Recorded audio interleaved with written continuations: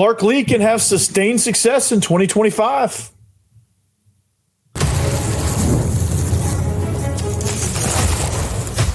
You are Locked On Vandy, your daily podcast on the Vanderbilt Commodores, part of the Locked On Podcast Network, your team every day. Yo, welcome into the Locked On Vandy podcast on the Locked On Podcast Network. I'm your host, Corey Burton.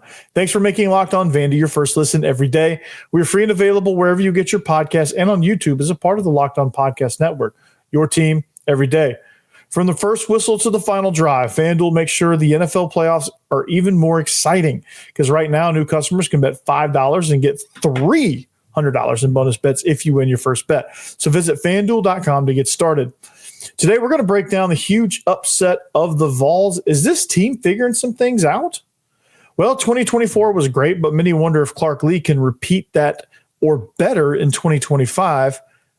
I believe that he can, and I think he can have sustained success at that. So here's the thing when you look at how this thing is built. I think Clark Lea, when he made these decisions last year, as he was going through the course of the offseason, I think he came up with a plan, and a plan of this is what I need to be successful, not just in 2024 to save my job, but beyond to build a sustainable program. Last week, we talked about how to build that program. We're going to start breaking that down a little bit further into okay, what are some of the key components of that? Because it's not just about going season to season here with Vandy. They want to build a viable program because NIL can be something as a program, even as an athletic program, because football is your main pillar. And if you don't believe me, and people will be like, nah, baseball is the main pillar of Vandy or basketball is the main pillar of Vandy. Okay, if you need some evidence, and I don't know what kind of evidence this is or how you may view it, but look at the views on this channel. Anytime I lead with basketball or baseball, it just doesn't do as well. Whether it's me, whether it's the topic or a combination of both, I don't know. I don't know the reasoning behind it, but it just doesn't do as well because we live in the South and football is king down here. That's my theory is I could have a bad football show and a great basketball show, and the football show will do better because football is the pillar. And there's nothing wrong with that. I mean, basketball is great, baseball is great, but there's nothing wrong with football being the pillar. It makes the most money. It's the front door to every university and every and a lot of these cities that have NFL teams, that the NFL team is their front door as well. So, or their front porch, I should say, not front door, front porch. So that being said, with football's sustained success, that could mean big things. That could pay off well for basketball because they're going to be like, well, if football can do it, basketball can do it, and if basketball can do it, well, baseball can do it, and it'll start trickle down into the other sports, and you'll start to see. And this is true at any university, but specifically to Vandy because I think that the potential NIL markets in Nashville are so great that if you can get that to where you're not 2-10, 2-10, 2-10, 5-7, 3-9, 3-9, 2-10, 1-11, 6-6.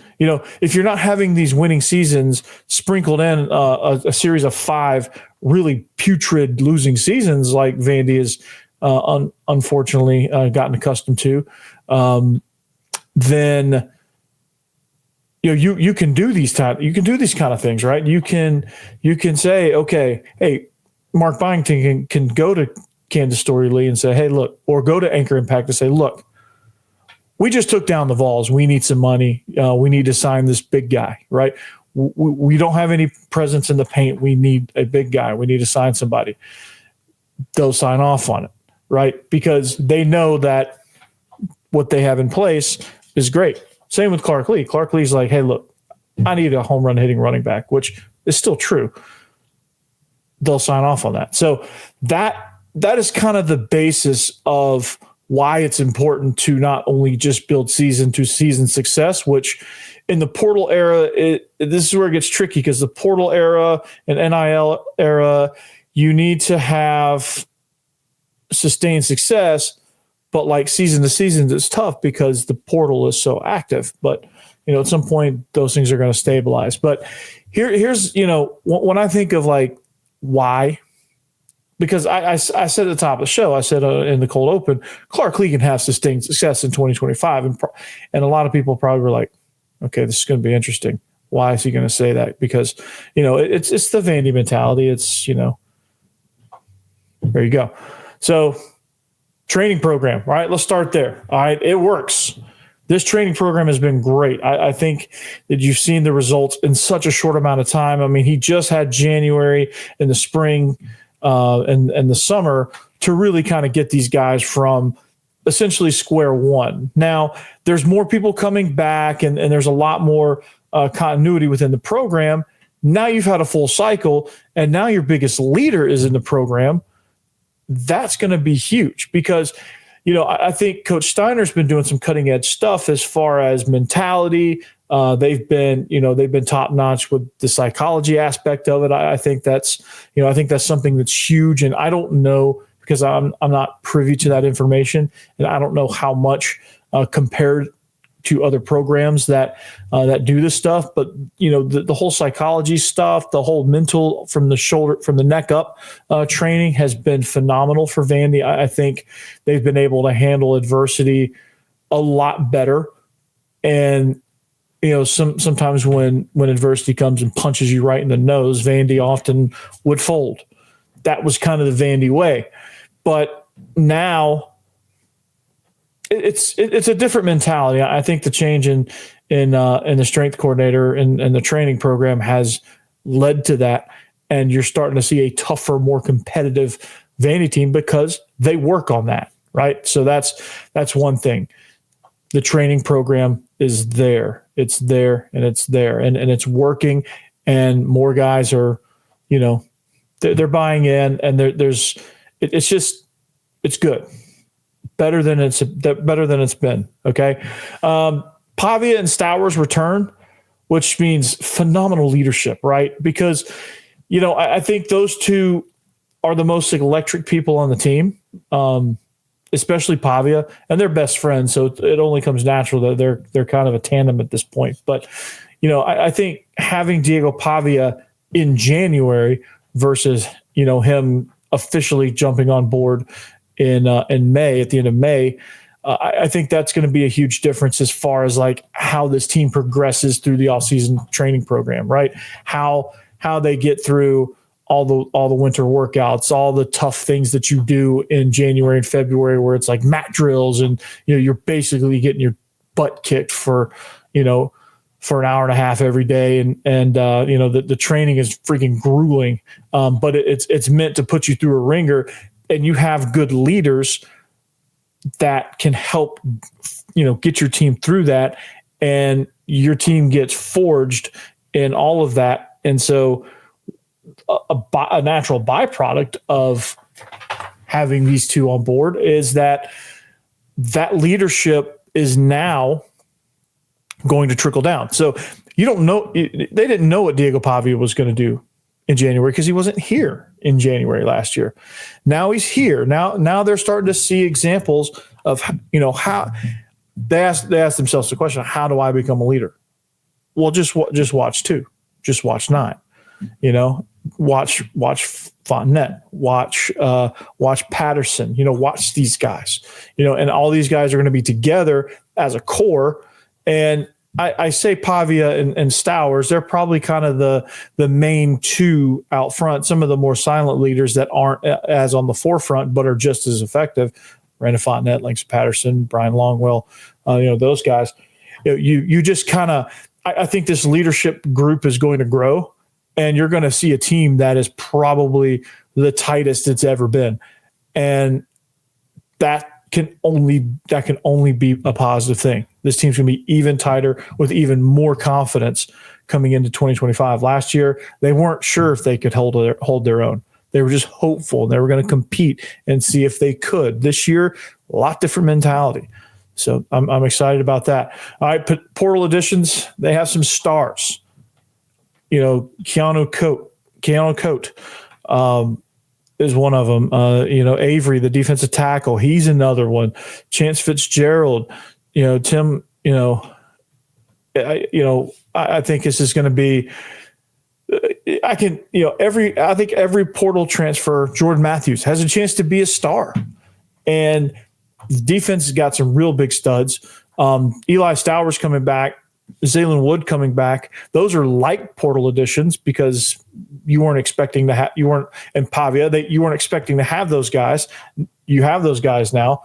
You get some of the guys that were unable to play last year from the portal. So it's like you're getting those guys all over again. It's like you're getting boosts everywhere. So there's some studs in this group, and I think it's going to take Vandy to that next level. I don't know what that looks like because the schedule's still pretty hard, but this is going to be an exciting team to watch, more so than any Vandy team that you can think of. And, lastly, their identity is established. Now they can just refine it. So what that means is this. They have the identity now. They're not trying to sell the identity. They're trying to sell the growth of the identity. Because Vandy's a tough, physical, resilient team that plays good football. They have an identity on both sides of the ball, also specific to that side of the ball. And they have the core of guys that it was kind of reestablished. I think Clark Lea's kind of had these standards. He kind of had some things that he wanted to do, but it got away from him.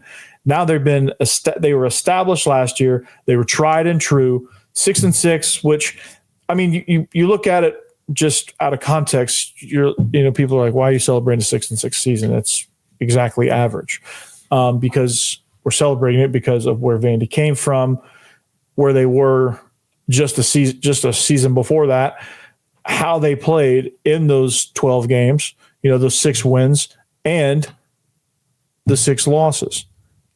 I think obviously the best win being Alabama, the worst loss being Georgia State. I think you throw those 2 games out, I think they still played exceptionally well. You had some tight losses. You had some really good battles. Just depth became an issue. And that's very fixable. It's not like these compound problems. Simply put, depth became an issue. So they built that. They addressed that with the portal addition. So their identity is established. They know what they are. Now they can just refine it and perfect it. So offensively, their identity, physical, run, now they could just polish it with adding a passing attack. Defensively, they come after you. They can polish it by just being cleaner on the back end, communicating, and being tougher against the run. I think fortifying their defensive line will help them be tougher against the run, especially up the middle. So I'm really, really excited about that. That's something that this team should give you confidence about. That's something that looking at this thing, hey, you should be like, hey, I'm confident in this. I know what's happening. You can go out in the community to your friends, to your UT buddies, your Ole Miss buddies, your Georgia buddies, your whoever. You could be sitting at a bar stool wearing your Vandy hat and strike up a conversation like, well, can Clark Lea do it again? Well, yeah, he can. Here's why. And I think you can finally not have to be like, well, I hope we can. I think we have a chance. I don't know. Like we're not usually. I think you can finally say it a little bit more proudly, like, hey, we can actually do this thing, right? We can actually repeat this. And feel confident about that. Now, it's the SEC.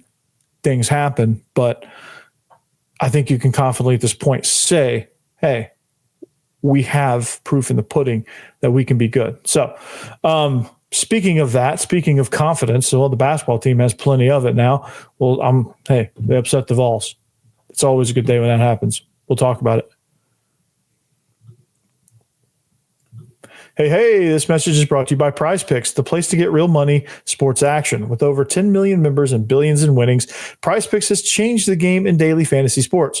Whether it's the playoffs or regular season, Prizepicks has made it easier than ever to win big while enjoying all the football action. Now it's playoff time, and there's no better way to get in on the action than with Prizepicks. Here's how it works. You simply pick more or less on at least 2 players, and if your pick hits, you could win up to 1,000 times your cash. Yeah. You heard that right. 1,000 times your money just by making a few simple picks. So for me, I'm all about the hot takes. This week's Prizepicks, I'm looking at Lamar Jackson for more than 250 passing yards and Travis Kelce for more than 70 receiving yards. I wonder if they actually did that. Check the stats because those games have been played now. So I'm curious to know what the props are going to be for championship weekend. I'm thinking Patrick Mahomes with 250 yards and Travis Kelce with 1.5 touchdowns.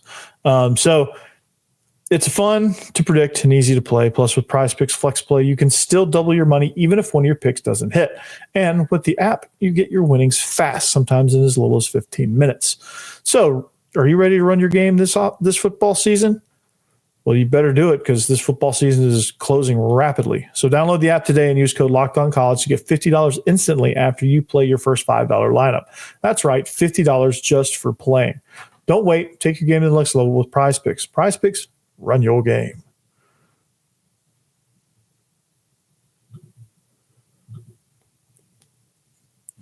All right. Thanks for making Locked On Vandy your first listen. Thank you. Shout out to you everydayers. If you need a second listen, Locked On SEC, Chris Gordy, phenomenal. The whole SEC. If you just want to, if you just want to take this schedule and say, okay, I'm going to subscribe to these shows. Virginia Tech doesn't have a show. So if you're out there and you want to host a Virginia Tech show, A, thank you for listening, and B, contact Locked On. But Chris Marler, South Carolina, Luke Robinson, Alabama, John Miller, Missouri, Jonathan Davis, Texas, Zach Blackerby, Auburn, Eric Kane, Tennessee, Zach Blackerby, phenomenal job.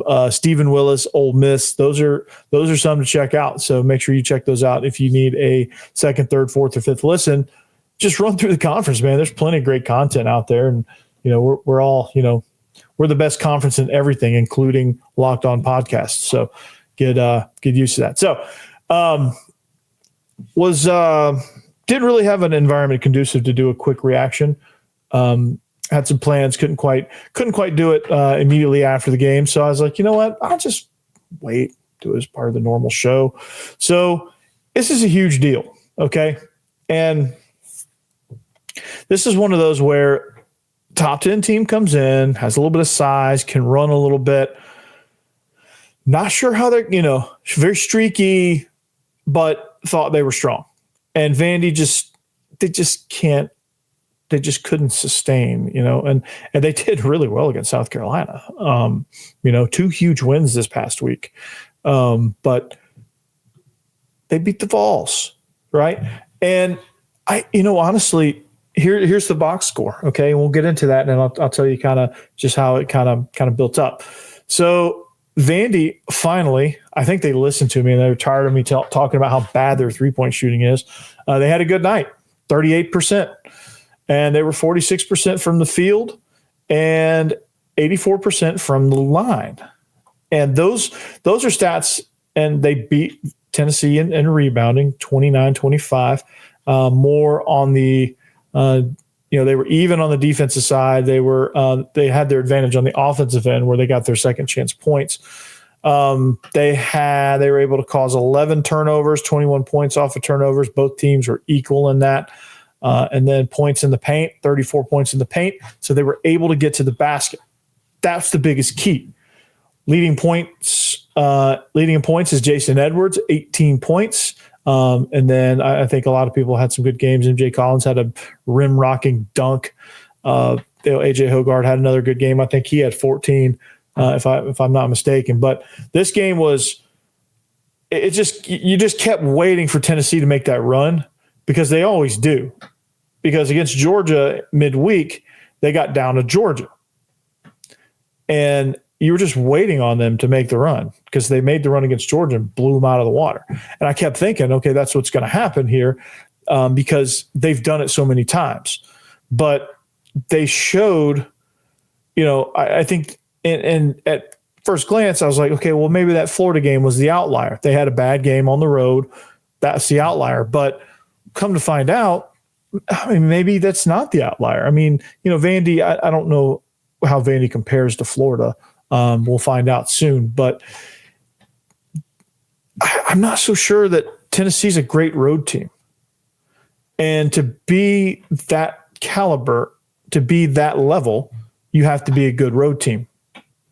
That's what separates the middle of the pack with the elites. The elites are great anywhere. They'll play anywhere. And they'll beat you anywhere. The mids are, okay, we hold serve at home, we go on the road and we get beat. And the bad ones, that's self-explanatory. They just get beat everywhere, and they get lucky one a couple times because it's basketball and that happens. They get lucky and win one, but for the most part, they're getting beat no matter what. And anytime they step on the floor, it's okay. We know how this is going to go. Vandy's kind of put themselves in that mid category where, hey, they're pretty good. They're a pretty good functional team at home. On the road, not so much. And then they can inch forward. They're right there in NCAA tournament contention. This is a big win for the resume. And I'm excited about this because this Vandy team, again, the creativity they had, I think this was probably, when you look at how this game was played, this is probably the best overall game that Vandy's had in terms of ball movement, shooting threes, of course. It's one of the best games they've had. And simultaneously, the first good 3-point shooting game they've had in a long time, or it feels like a long time at least. But they created opportunities for themselves. They got to the rim. Which put them on the line. They were 82% from the line. They capitalized on that. And when you get to the rim, you're going to have open looks at three, and you have to take advantage of it, and they did. And I don't think they forced up bad shots for the most part. Of course, in the run of a basketball game, there are going to be some bad shots that you're like, well, what are we doing? But for the most part, I think by and large, they took good shots. They moved the ball to create those good shots. They were able to attack the rim. They played with aggression. They played with purpose and urgency. And it seemed like they were dictating the pace of the game and the tempo and the style of play. They were dictating all that. It seemed like Tennessee was just trying to play catch up, and Tennessee really got back on their heels, especially right towards halftime, and then out of the half, Vandy led. Look at this stat. Okay, I'm gonna put this back up. Vandy led it by as much as 16 points. Like you look at the rankings here. You look at the little number beside each team. Tennessee had a 6 by their number. Vandy had no number by their name, right? That you at some point you get up 16. I don't know how much of this is a road environment. I don't know. We're going to dive more into just kind of what made this game and whether it was just a good game by Vanderbilt and can they sustain it, or was this a bad game by Tennessee, which led to the same thing, or is Vandy really starting to figure some things out? We'll talk about it next. What's up? This is brought to you by FanDuel. Apparently, this is going to be the gambling show, right? So from the first whistle to the final drive, FanDuel makes the NFL playoffs even more exciting. Right now, new customers can bet $5 and get $300 in bonus bets if you win your first bet. That's $300 to keep the action going. FanDuel must really want you to play. They're gearing up for the Super Bowl. So the FanDuel app is easy to navigate, has a variety of bets to keep every game exciting.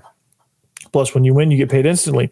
No waiting around for your winnings. Whether you're betting on your favorite team or just looking to add some extra excitement to the playoffs, FanDuel has you covered. All of that stuff. So just visit FanDuel.com to join today and get started with $300 in bonus bets. I can't believe that. That's FanDuel.com. You got it. Make this playoff season unforgettable with FanDuel, an official sportsbook partner of the NFL.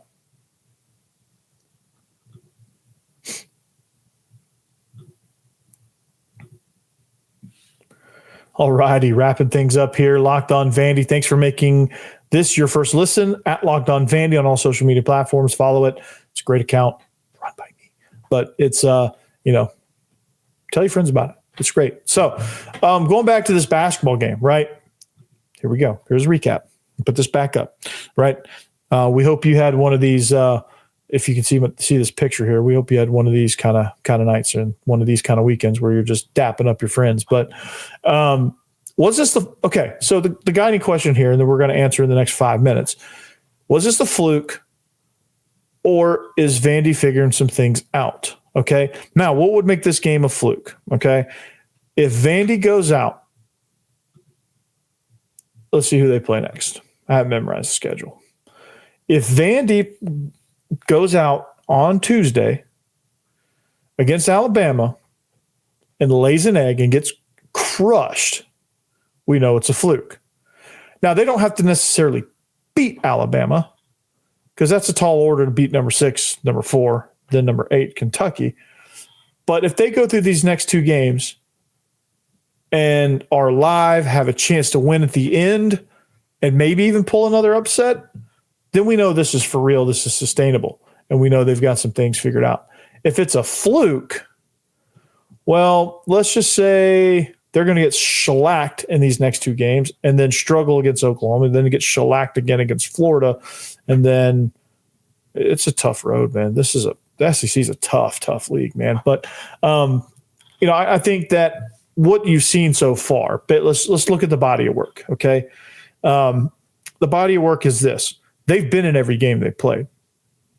I think even the Mississippi State game, where I think at one point Mississippi State led by 20, but they did fight and claw their way back. I think they ended up losing by 11. Yeah, I think they ended up losing by 12, I think, to Mississippi State. But that game was pretty tight. They played them pretty tough. And Mississippi State's a good team. That game just kind of got away from them.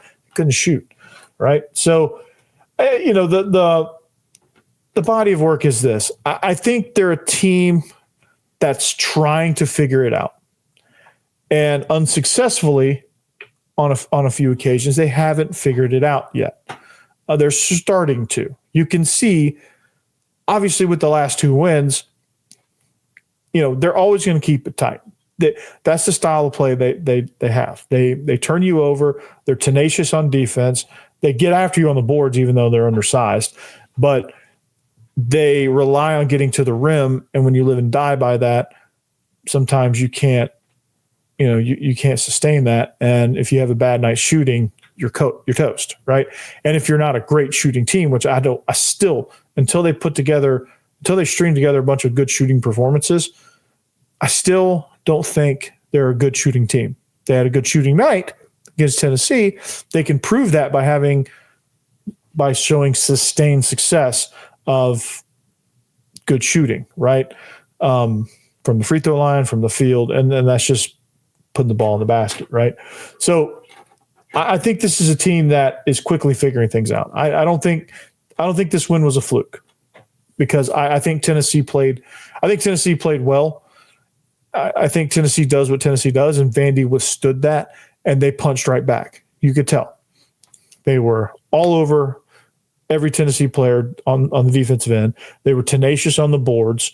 They were able to finish at the rim, and they were able to knock down their shots, right? And the three-point shooting could have been just a fluky kind of thing, could have been just a good night. But I think the other stuff led you to believe that, okay, maybe they create. They do a good job of really forcing you into doing things you don't want to do. Like Tennessee they struggled for long stretches of the game.